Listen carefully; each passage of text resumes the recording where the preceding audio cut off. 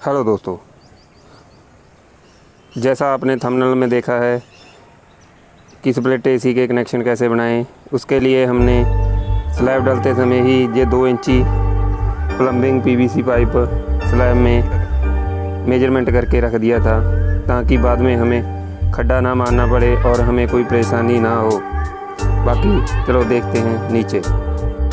ये देखिए दोस्तों, ऊपर हमने पाइप रखा था जैसे इसके नीचे हमने 2 इंची पाइप डाल के इसको 2 फुट यानी कि 24 इंच डाउन कर लिया है।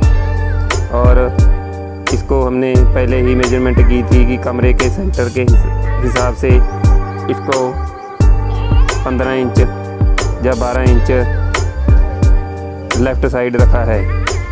और इसी के नीचे हमने 1 इंची प्लम्बिंग पीवीसी ड्रेन पाइप डाल दिया है।